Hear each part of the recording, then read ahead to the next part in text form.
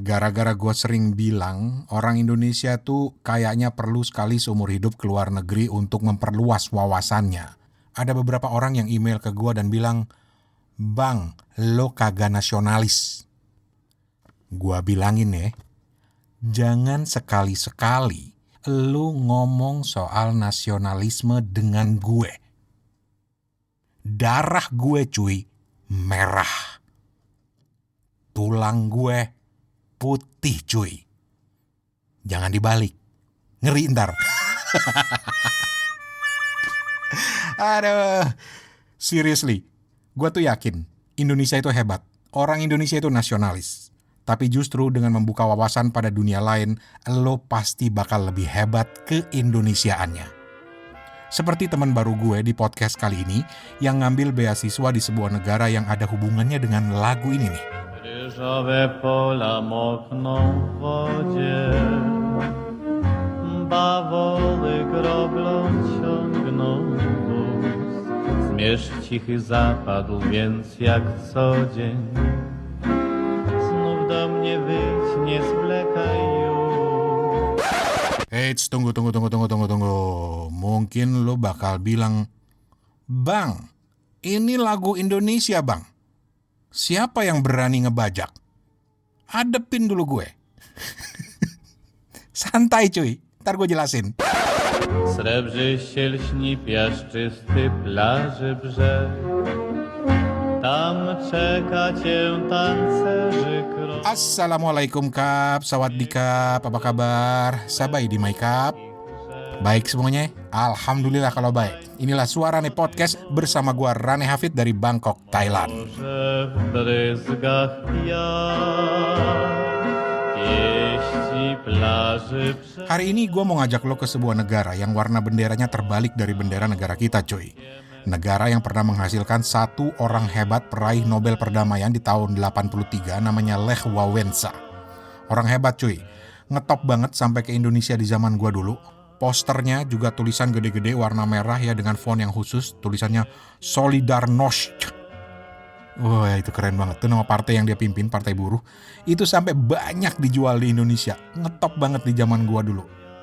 Ini nih untungnya, punya stasiun TV cuma satu dulu dan ada acara dunia dalam berita. Kita jadi tahu perkembangan dunia. Nyimpang jadinya. Tapi oke, jujur cuma itu fakta yang gua tahu dari negara ini.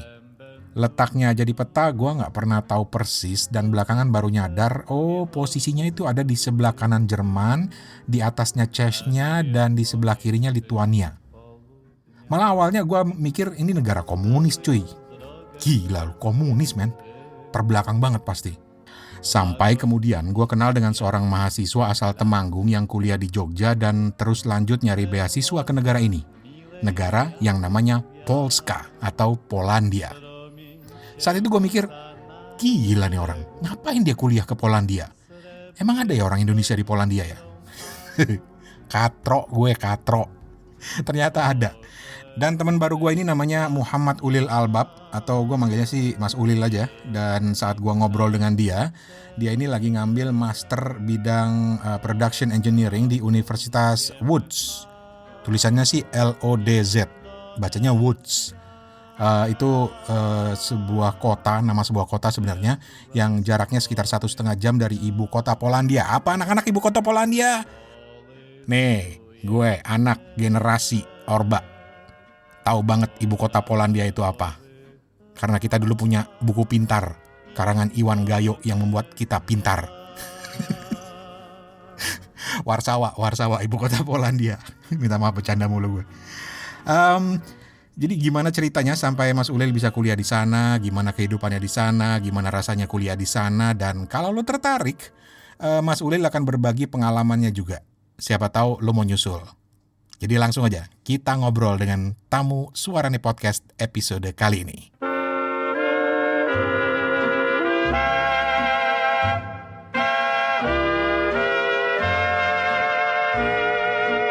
Udah berapa tahun di Polandia, Mas? Ini udah masuk tahun kedua saya. Di kota mana sih? Di kota Łódź, 1,5 jam dari ibu kota Warsonya. Ada berapa orang sih, orang Indonesia sih di Polandia? Atau di sekitar Mas lah? Kalau sekitar saya di kota saya tinggal sekarang itu sekitar 11 orang Mas Oke, total. Ya. oke. Oke, sekarang saya kepo, pengen tahu ini ada orang Indonesia di Polandia ini gimana ceritanya. Ini Anda dulu itu dapat beasiswa atau gimana gitu? Ceritanya kok bisa dalam tanda kutip nyasar ke Polandia itu? Dulu awalnya kan saya dulu S1 saya itu di Universitas Islam Indonesia Yogyakarta, Oke. jurusan Teknik Industri gitu. Mhm. Terus waktu itu sebenarnya pengen sih untuk ngelanjutin kuliah ke luar gitu. Mhm. Ya cari pengalaman yang lain gitu. Kemudian saya cari-cari beasiswa mana yang tersedia, ya saya coba apply ke mana yang memungkinkan. Akhirnya dapetnya Polandia. Wah, jadi semua didaftar, dapatnya Polandia. Itu dapat informasi bahwa Polandia menyediakan beasiswa itu dari mana, Mas? Itu saya kayak daftar apa ya? Kayak subscribe di web, ada apa newsletternya kayak gitu, terus ada notifikasi ke email saya kalau pemerintah Polandia itu nyediain beasiswa, saya coba apply, untungnya lolos gitu. Untungnya lolos. Terus nggak kepikiran apa? Minta maaf ini aku nggak terlalu tahu ya kondisi di sana, terus itu bahasanya gimana, itu udah masuk dalam pertimbangan atau wes wah, apa aja daftar yang penting nanti dapat enggaknya mikirnya belakangan gitu gimana? Waduh, kalau itu emang beneran kosong Mas. Soalnya juga orang tua saya juga ngobrol sama koleganya gitu. Polandia itu tanyain mana ya? Ini negara di kutub atau mana gitu. Orang kan jarang yang ngerti gitu. Betul. Taunya paling cuman Jerman lah, Prancis, Belanda gitu. Itu atau UK gitu. Tapi Polandia mana negara apa mungkin mereka asumsinya kayak cenderung ke negara komunis kah, kurang nggak maju, kayak gitu-gitu. Betul. Sama, aku mikirnya gitu. Jadi apa pikiran pertama kali pasti itu, oh ini negara pasti amburadul, kacau, atau kemudian ex Rusia gitu-gitu. Tapi ternyata salah. Oh gitu. Oke, sebelum kita masuk ke kenyataannya gitu, Hmm. eh, waktu pertama kali tahu gitu ya, ternyata dapat yang justru yang di Polandia itu gimana Anda? Sebenarnya waktu dapat pengumuman itu kan cuma lewat email gitu mas. Waktu itu saya masih ceritanya di kampus, masih inget sore gitu. Mm-mm. Habis sebetulnya kan saya udah lulus waktu itu, cuman diminta oleh dosen pembimbing saya untuk bantu beliau ngadain kayak penelitian gitu. Ngadain penelitian, bantu-bantu apa yang bisa saya bantu gitu. Setelah makan dari kantin, terus saya lihat di HP gitu, ada pengumuman gitu. Terus habis itu saya langsung konsultasi sama dosen saya gitu. Ambil nggak Pak? Ya akhirnya beliau ngomong ambil aja. Ya udah saya ambil gitu. Hmm. Orang tua juga ngizinin, ya diambil akhirnya. Oke, wah langsung googling ini tentang Polandia.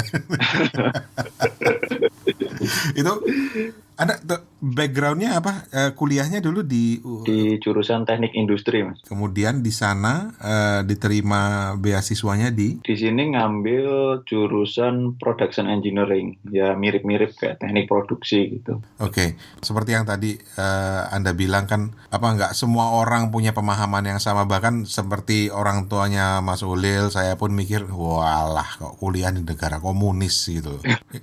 Itu kesan Anda gimana begitu ternyata langsung melihat sendiri? Ya awalnya pertama kali waktu saya bener-bener mendarat ke bandara gitu.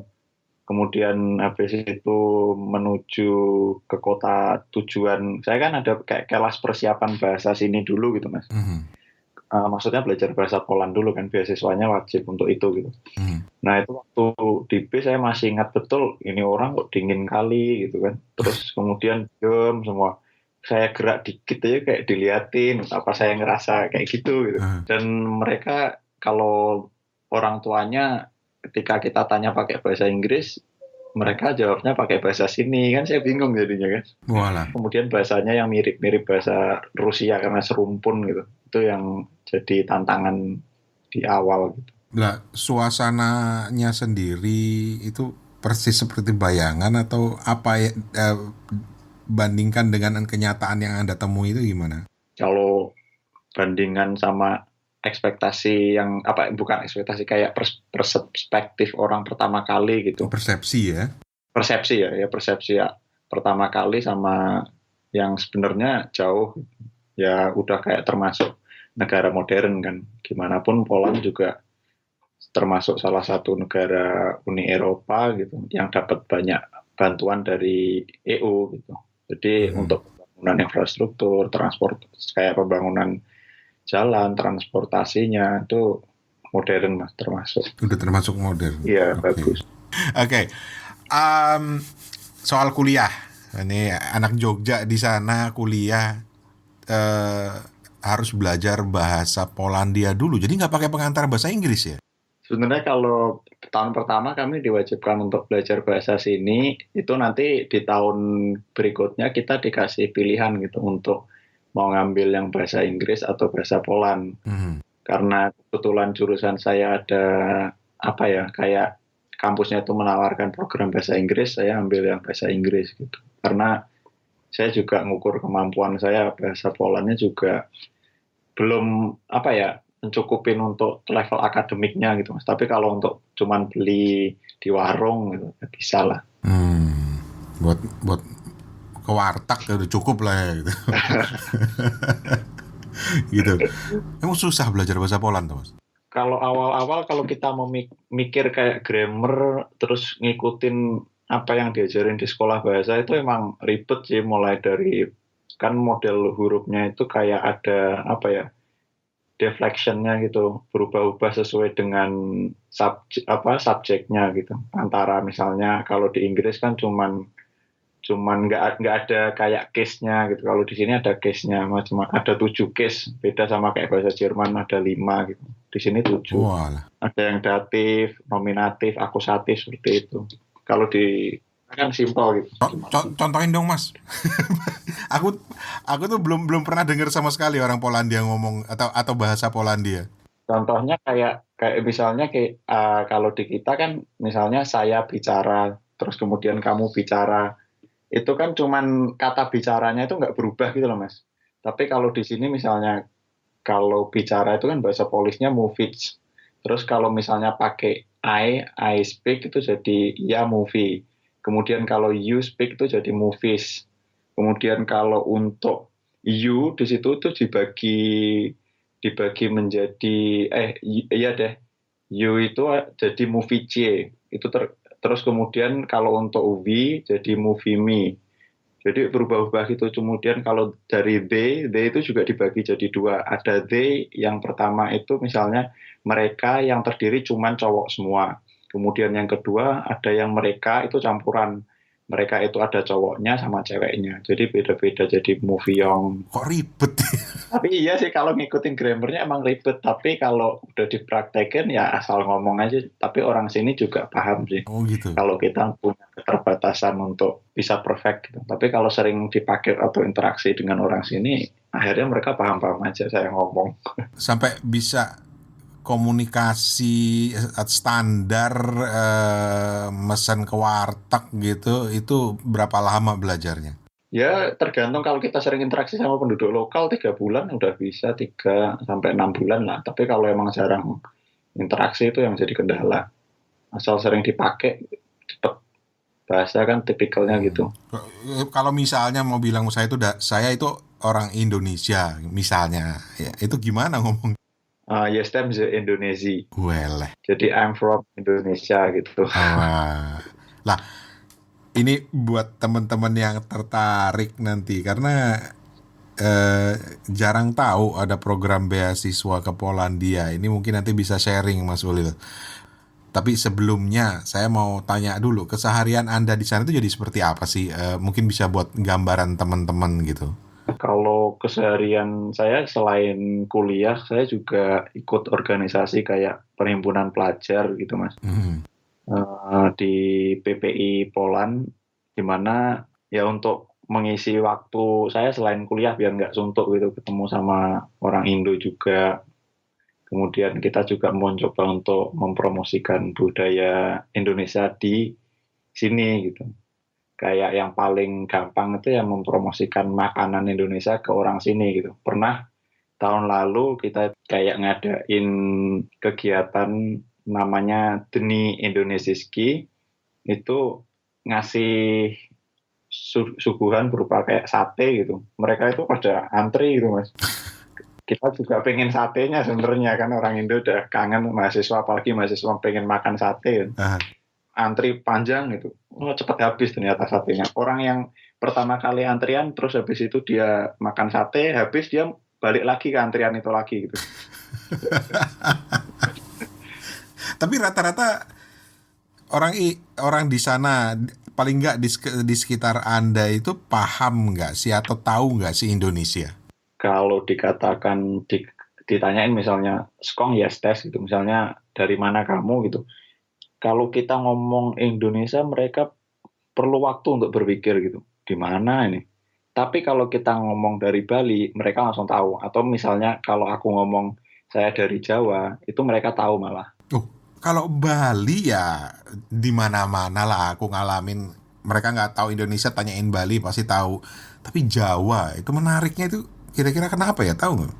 Nah itu yang aku heran, mungkin karena zaman dulu bukan terminologi apa ya, mungkin asal kata Jawa itu sendiri kan lebih tua daripada Indonesia itu sendiri, Mas.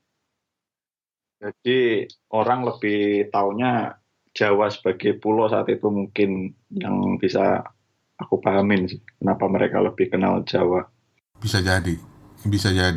Tapi kalau ketika pengalaman kayak tahun lalu saya tinggal di flat sama orang Poland, kakek-kakek itu, dia itu inget bener waktu itu zamannya Soekarno gitu. Soekarno langsung dia ngomong, terus ketika Soekarno ngomong di PBB sidang saat itu gitu, dia dengerin di radio gitu orasinya, kemudian wacana-wacana politik saat itu dia dengerin dan tahu gitu tentang Indonesia gitu.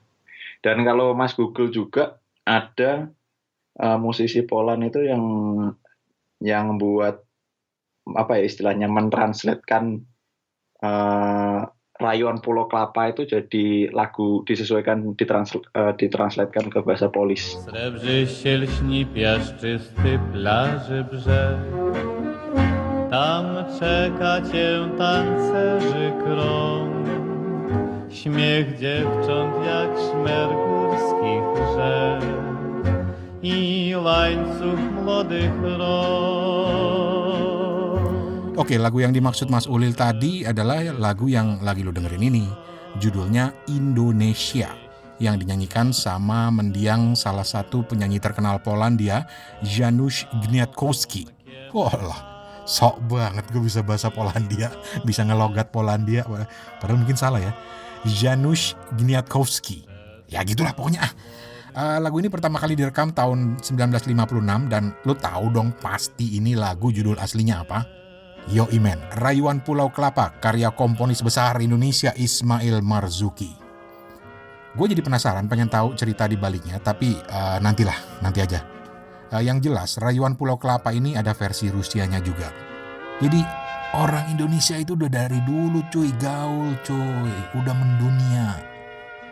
Oh well, kita lanjut lagi. Kali ini gue mau kepoin Mas Ulil soal pengalamannya kuliah di Polandia. Siapa tahu ada yang tertarik, pengen ngikutin jejak dia. Kenapa enggak? Lu bisa pasti. Bisa. Ya wes, lanjut. Wskazując drogę blaskiem swym, łagodnie lśni piaszczysty plaży. Sekarang ini untuk membagi cerita lah buat teman-teman di sana, terutama ya yang pengen kuliah, mencari tempat kuliah, pengen belajar juga ke Polandia. Sharing dong Mas, prosesnya, terus kemudian apa yang harus ditempuh, dan syarat-syaratnya segala macam. Secara ini aja, secara brief aja, overview aja. Iya, beasiswa dari pemerintah Poland itu sebenarnya syaratnya nggak terlalu ribet waktu angkatan aku dulu, karena kita cuma diminta untuk ngasih kayak proposal proposal penelitian yang akan kita teliti, kemudian kita submit ke kedutaan sama ngisi form gitu. Udah dikirim lewat pos. Setelah itu kita nunggu hasilnya. Habis itu kita dikasih email berupa lolos tidaknya. Habis itu kita datang ke kedutaan untuk ngambil kayak istilahnya di kayak diplom gitu, kayak surat keterangan dari kedutaan di Jakarta kalau kita menerima beasiswa, untuk kemudian kita ngurus visa terus berangkat gitu. Mhm, mhm. Langsung. Tapi kalau untuk tahun sekarang sih diperketat, di mana syaratnya mewajibkan kemampuan bahasa Inggris gitu, ada sertifikat. Ya standar lah, kalau TOEFL 550 atau IELTS 6,5. Zaman Anda dulu nggak ada? Zaman saya dulu nggak ada, Mas. Cuman mungkin karena sekarang minatnya relatif banyak, jadi kan nggak, teman-teman dari PPI sering mencoba di endorse gitu. Istilahnya Mhm. digaungkan terus. Kita juga ikut partisipasi kayak dari PPI Dunia, festival luar negeri di berbagai kota, ya mungkin minat mahasiswa untuk ngelanjutin ke sini semakin banyak. Oke. Kalau untuk saran, kalau teman-teman mungkin ya siapin ini sih, harus cepat adaptasi dengan lingkungan gitu. Apalagi kalau kita datangnya misalnya bulan September akhir terus masuk ke Oktober awal, itu kan udah mulai dingin tuh, Mas. Mulai dingin, dan dinginnya kan nggak dingin angin sepoi gitu, tapi ya emang dingin beneran ya. Dan paling nanti hidung kita itu ngerasa kayak kering gitu, rasa pecah-pecah gitu muka. Nah, sering-seringin kalau yang cowok nggak pakai pelembab. Oh gitu. Oke. Jadi lah Anda sendiri gimana pertama kali adaptasi waktu ke sana? Ini kan dinginnya bukan dingin di Kaliurang atau di puncak, ini udah jauh lebih dingin lagi, Bu. Iya, kalau di Kalurang mah masih bisa saya handle gitu. Jadi mungkin kalau aku kenapa dapat Polandia juga karena ibu pernah nyeletuk sih. Kan saya itu nggak suka suasana yang kayak gerah panas gitu. Mhm. Oh, kalau ibu ini nyeletuk pakai bahasa Jawa, rasa ono mengko, nah neng kowe kuliah bakal loatis neng Polandia. Ternyata beneran dingin gitu. Terus habis itu ya ibu bawain jahe untuk saya minum terus tuh tiap hari gitu. Sehari bisa minum sampai berapa gelas, 3 sampai 4 lah. Terus ya pakai pakaian yang hangat di sini. Terus nggak sering-sering keluar sih kalau musim dingin, dekam aja di dormitory biasanya. Oh, dan beasiswanya itu semuanya untuk udah mengcover semuanya ya, termasuk akomodasi, biaya hidup sehari-hari. Iya, untuk biaya akomodasi di cover, untuk yang enggak itu cuman biaya tiket dari Indo ke Poland sih, Mas, yang enggak di cover. Kita Oh gitu. jadi cuman itu yang kita usahain sendiri. Berapa kira-kira tiketnya? Kalau misalnya sekali jalan sekitar 7 sampai 8 juta lah sekarang. Tapi dengan beasiswa yang diberikan untuk di sana sehari-hari cukup lah ya? Iya, mencukupin sih, Mas, sudah dipikirkan sama pemberi beasiswanya juga untuk biaya hidup minimal ya cukup. Oke. Lah Nek, makan di sana gimana, Mas? Nah ini, kalau makan kita sebenarnya sama, kita bisa beli beras juga, soalnya kan beras dari Vietnam atau Thailand juga sampai ke sini gitu. Beli sayur, makanan sih kita masih bisa sih untuk masak seperti di rumah gitu. Paling ya nyesuaiin aja bumbu-bumbunya. Kalau di kita bumbu ngeracik sendiri, kalau sini pakai bumbu instan. Saya tetap bawa Royco atau Masako gitu. Kirim, biasanya dapat teman yang pulang tahun lalu terus dikasih. Dapat. Itu harus istilahnya penyelamat lah dari segala masakan gitu. Gitu. Jadi tetap ya. Lah kalau makanan lokalnya itu kayak apa di sana? Kalau makanan itu tipikalnya kayak dumpling, namanya pierogi. Itu tipikalnya kayak dumpling itu yang isinya bisa sayur bayam atau keju atau daging. Mhm. Kemudian ada apa lagi ya? Makanannya kalau yang pierogi itu ada dua, dia ada yang direbus, ada yang bukan digoreng sih, kayak di oven gitu. Mhm. Terus ada namanya hopot. Hopot itu sejenis minuman tapi kayak sama tumbuh-tumbuhan gitu. Kayak kalau di kita itu kayak wedang uwuh gitu loh Mas. Oke. Disesuaikan mungkin dengan kondisinya ya. Iya, biar Iya. hangat. Oke. Sehari-hari lah kalau makanan wartegnya gitu, makanan sehari-harinya di sana itu apa, Mas? Kalau orang sininya ya. Mhm. Kalau orang sininya tuh kebanyakan emang makanan utamanya kan dia nggak pakai nasi ya, pakai kentang gitu. Paling mereka cuman kayak kentang dihaluskan gitu, kemudian dibuat kayak lembaran sejenis kayak lembaran kentang gitu, terus dikasih garam, digoreng gitu. Udah. Mhm. Kalau pagi biasanya mereka makan roti, dikasih keju, terus kalau misalnya ya udah habis itu ditaruh di microwave, mereka makan. Walah, nggak kenyang. Tapi rotinya emang bukan rotinya kayak keras gitu loh Mas. Jadi yang kenyang juga sih. Kadang mereka juga makan kayak ikan yang dikasih kayak saus putih gitu. Terus mereka makan sama roti juga dijadiin di atasnya gitu. Tapi Anda udah cocok atau memang ya masak lah, masakan Indonesia lah gitu. Kalau cocok, sebenarnya kan saya juga punya kenalan kayak apa ya istilahnya orang Poland gitu. Kadang sering diundang untuk makan di acara mereka, ya cocok-cocok aja sih, namanya mahasiswa makan kayak gitu kenyang juga kok Mas. Enak-enak. Tetap yang penting isi perut gitu ya. Iya. Dan lebih ini kalau makanan Poland itu tipikalnya kalau kita makan nasi kan kadang beberapa jam udah lapar ya. Tapi kalau makan Hmm. itu awet kenyangnya gitu. Jadi nggak gampang lapar. Oke. Yang juga jadi banyak masalah bagi mahasiswa asing atau orang yang tinggal di luar negeri itu adalah mencari makanan yang halal, terutama daging. Nah, itu gimana kalau di Polandia?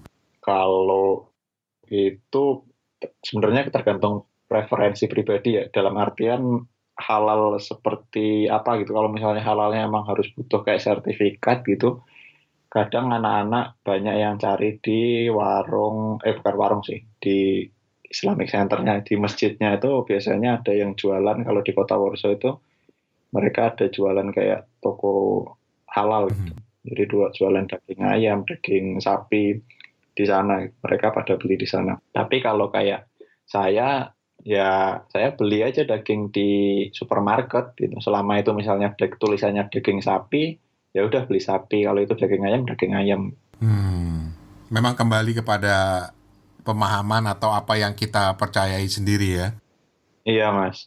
Soalnya di sini, di tempat saya tinggal di kota Łódź itu kan masjidnya nggak ada, bukan apa ya istilahnya, nggak ada yang menyediakan untuk itu, toko halalnya nggak ada. Oke. Terus hal paling akhir masih terkait dengan sharing dengan teman-teman yang pengen kuliah ke sana adalah tentang suasana perkuliahannya sendiri. Itu gimana? Ada bedanya nggak dengan di Indonesia misalnya atau di Jogja secara khususnya? Kalau bedanya sih mereka cenderung ketika dosen itu menyampaikan materi gitu, mereka terbuka sih, lebih ngomong belak-belakan gitu. Jadi kalau mereka nggak setuju sama pendapat dosen langsung angkat tangan, bisa berdiskusi gitu. Dan cenderung lebih egaliter, jadi kita ke kampus juga nggak harus pakai baju yang formal gitu kayak di Indo gitu, dimana harus pakai kaos oblong, pakai celana pendek. Kalau sekarang udah mulai pada summer, jadi mereka mau pakai celana pendek juga boleh gitu. Itu yang paling enak. Jadi menurut saya juga manggil dosennya itu nggak harus pakai Mister atau Mrs gitu, tapi langsung nama gitu. Oke. Itu yang beda. Jadi enak sih untuk suasana kuliahnya. Terus sikap mereka dosen-dosen itu seperti apa? Dalam artian gini, kuliahnya tuh susah nggak sih? Kalau untuk kuliah saya dibilang susah ya sebenarnya kan karena linear sama disiplin ilmu saya, jadi ya paham apa yang ada udah pernah saya pelajarin gitu, tinggal memperdalam dikit gitu. Tetapi apa ya, mereka itu cenderung tipikalnya nggak teoritis, jadi karena kebanyakan dosennya juga orang praktisi, jadi kita dituntut bukan hanya soal teori gitu, tapi implementasi dari ilmu yang kita pelajarin itu seperti apa gitu. Itu yang dituntut ke mahasiswanya gitu. Langsung dikasih case, terus kita selesaiin gitu. Oke. Ini sebagai informasi buat teman-teman yang lagi dengerin, saya ngubungin ini Mas Ulil baru aja selesai ujian. Itu gimana cerita Mas ujiannya Mas? Ujiannya kan saya ujian apa ya namanya, financial management gitu. Nah itu ujiannya tipikalnya open book, jadi kita dikasih waktu 2 jam untuk nyelesain soal. Kemudian kita boleh bawa apa aja, bawa buku, bawa laptop. Tapi jawabannya nggak ada di situ. Ya, Nggak bisa googling. iya, meskipun googling keywordnya nggak keluar, soalnya dosennya emang custom buat soalnya sesuai dengan apa yang di pikiran dia gitu. Jadinya nggak ada, jadi materi yang kita pahamin harus disesuaikan konteksnya sama soalnya. Tapi ya semoga aja hasilnya bagus. Gitu ya. Lah Anda sendiri secara akademis maksudnya apakah mudah menyesuaikan diri kalau dilihat dari hasil-hasil ujiannya gitu? Iya, kalau selama ini sih bisa bagus ya untuk hasilnya. Nilai ujian juga ya sama kayak di Indonesia, nggak bisa mengikutin lah. Awal-awal emang agak berat, tapi kalau udah tahu polanya akhirnya juga bisa ngikutin. Untuk hasil akademis juga memuaskan sih sejauh ini. Oke. Lah kalau untuk kan nggak mesti kuliah terus kan, ada hiburannya segala macam. Lo nyari hiburan di sana apa Mas? Apa ke mall atau nonton atau apa? Kalau hiburan paling saya kan kotanya sini, sebenarnya kota saya kan orang tua ya kebanyakan, jadi saya mainnya ke Warsaw paling cuman 1,5 jam gitu. Ya main ke Warsaw, lihat-lihat gedung sana, lihat kota tuanya, sama kadang ke bioskop, kadang nonton konser juga. Kan ada, Poland kan terkenal konser musisi Chopinnya itu loh Mas. Iya. Frederick Chopinnya. Kadang tiap minggu itu ada konser gratis dari pianis Poland, nonton di tamannya gitu. Wah, ngebayangin jadi kayak di Eropa, negara-negara Eropa, karena memang mereka bagian dari Uni Eropa ya. Iya, dan gimana pun ekonomi Poland juga termasuk salah satu apa ya, yang paling stabil gitu Mas. Jadi inflasi mereka itu paling cuma 1%, bahkan di bawah 1% gitu. Untuk tahu gimana inflasi mereka rendah ya, waktu tahun lalu saya beli bahan makanan itu harganya masih tetap ajek gitu, nggak berubah, nggak jauh, tetap sama. Srebrze się lśni piaszczysty plaży brzeg. Ternyata Polandia ini maju cuy. Oh ya, gue lupa satu hal. Mas Ulil Albab ini juga aktif di kalangan orang Indonesia di Polandia. Bahkan terakhir dia pernah menjabat sebagai ketua PPI alias Persatuan Pelajar Indonesia di Polandia. Asik. Kuliah jalan, gaul jalan juga cuy. Jangan ngendon melulu di kamar. Jadi apa saran Mas Muhammad Ulil Albab buat lo yang mau kuliah ke Polandia juga, mengikut jejak dia? Kita dengerin. Indonezja. Oke, paling akhir banget Nyon Sewu, buat teman-teman yang akan ke sana gitu ya. Tips apa sih yang bisa Anda berikan kepada teman-teman? Tips Atau saran atau apa ya? untuk survive di Poland gitu misalnya, karena tadi kan Anda udah share tentang berangkatnya gimana, dapat beasiswanya gimana, tapi kemudian like sehari-hari di sana untuk bisa survive lah sebagai orang Indonesia di Polandia. Kalau untuk survive, ya kita harus secepat mungkin untuk beradaptasi sama lingkungan gitu. Mulai dari bahasa, terus kemudian kita juga harus ngertiin karakter orang gitu. Mulai dari budaya mereka seperti apa gitu. Kita harus berusaha untuk menyesuaikan gitu. Hal yang paling gampang ya kalau kita misalnya naik tram gitu, kemudian ada orang tua, kita misalnya udah duduk, dapat tempat duduk, terus ada orang tua yang jalan ke arah kita, tanpa diminta kita harus cabut gitu, langsung ngasihkan tempat duduk itu ke orang tua itu gitu. Kemudian kalau soal paling yang jadi tantangan itu kayak kalau kita ngurusin izin tinggal sih Mas, kita kan berhubung paspor Indonesia, paspor hijau gitu, ya ribet gitu birokrasinya. Itu nggak dibantu oleh universitas ya, ngurus sendiri ya? Ngurus sendiri ya, semua harus ngurus sendiri, mulai dari asuransi, kemudian buka rekening bank, itu ya kita harus bener-bener ngomong sebelepotan-belepotannya kita pakai bahasa sini, ya udah ngomong gitu. Usahain kalau nggak bisa, ya pakai bahasa tubuh, terpaksa. Jadi no excuse gitu, nggak harus bener-bener ini apa ya, tahan banting lah. nggak usah banyak ngeluh sama birokrasi di sini, soalnya tipikal kampusnya beda sama Eropa yang lain gitu yang dibantuin.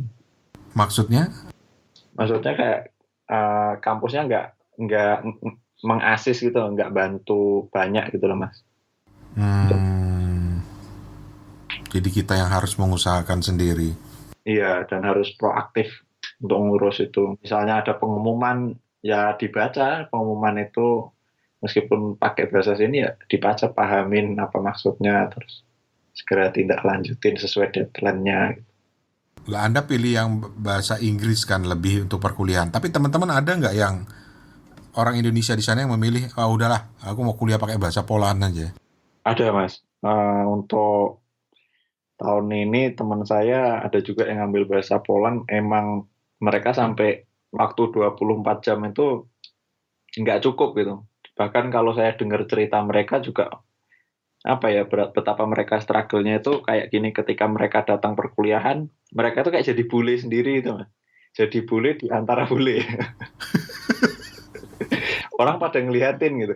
Mereka ini orang mana, kok ada ya yang kuliah satu orang doang gitu. Mereka harus, teman saya itu harus mencatat gitu, terus direkam apa materi dari dosennya ngomong apa, direkam, terus sampai rumah didengerin. Mereka juga harus ngubungin temennya gitu untuk bantu, ini maksud dosennya apa, pinjem catatannya. Kalau kita mau presentasi itu yang jadi kendala biasanya, kan harus ngomong ya, presentasi kan enggak ini slide. Nah, misalnya ngomong pakai bahasa sini toyes, misalnya toyes itu this is gitu, atau ini apa kan nggak bisa kayak gitu, harus ngomong. Mereka harus bawa catatan, terus dibuat kata-katanya, terus dibaca gitu. Pertimbangan dia lebih mungkin karena mata kuliahnya ya, kenapa dia memilih dalam bahasa Polandia atau? Iya benar, karena jurusannya emang nggak menawarkan program yang bahasa Inggris, jadi mau nggak mau harus pakai bahasa sini gitu. Udah terlanjur kecebur, udah basah ya harus dilanjutkan gitu. Sekalian Gitu. Tapi ya perjuangannya kadang mereka sampai nangis-nangis juga biasa lah mahasiswa.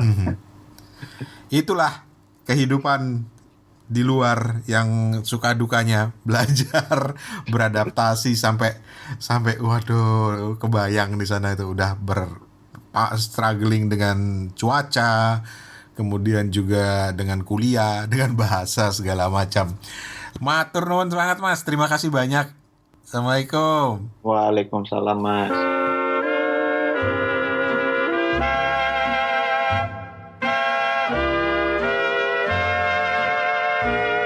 Oke, thank you Mas Muhammad Ulil Albab, sukses dengan kuliahnya. Keep in touch. Mas Ulil ini juga bilang lagi tertarik sama podcasting. Kita komporin cuy, kita komporin. Makin banyak podcast, makin banyak cerita yang bisa memperkaya wawasan kita, betul? Jadi ditunggu Mas Ulil podcastnya dari Polandia.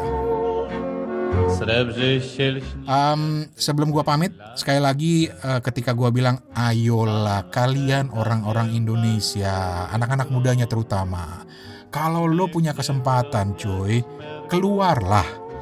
Jalan-jalan boleh, kerja bagus, kuliah lebih keren lagi cuy. Gua ngomong gini bukan karena gua nggak nasionalis, tapi justru ini untuk memperluas wawasan lu coy. Keindonesiaan lu jadi lebih mantap. Gitu. Tapi bang, mungkin lu bakal bilang gitu ya. Gua kagak ada duit bang. Gua nggak tahu caranya. Gua nggak bisa bahasanya. Cuy, gua bilangin ya. Kalau dari awal, kata-kata lo aja udah banyak bertaburan kata-kata nggak bisa. Percaya deh, kagak bakal bisa. Karena secara nggak sadar, lo udah menanamkan pada diri lo bahwa lo nggak bisa dari kata-kata lo sendiri. Jadi gimana? Lo harus selalu tanamkan bisa. Caranya gimana? Ya jangan manja, cari tahu. Tamu gue, Mas Ulil, lagi-lagi jadi satu contoh bahwa kalau ada kemauan, pasti ada jalan. Itu bukan sekedar peribahasa yang lu pelajarin di sekolah supaya lu bisa dapat nilai yang bagus. Jadi mulailah dengan mindset bisa. Caelah, gue udah kayak motivator ya. Udah bisa nih gue gantiin motivator di TV ini.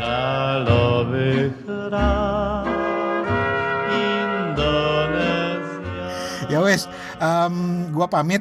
Jangan lupa subscribe ke Suarane Podcast di aplikasi podcast di HP lo, kayak di Castbox, Google Play, Apple Podcast, TuneIn Radio, SoundCloud, atau Anchor. Dan cari aja kata kuncinya Suarane, atau main ke website gue suarane.org. Oh ya, terakhir banyak yang kontak gue dan bilang, Bang, gue pengen banget bisa collab sama lo bang. Pengen banget bisa tampil di podcast lo. Lo kenapa enggak?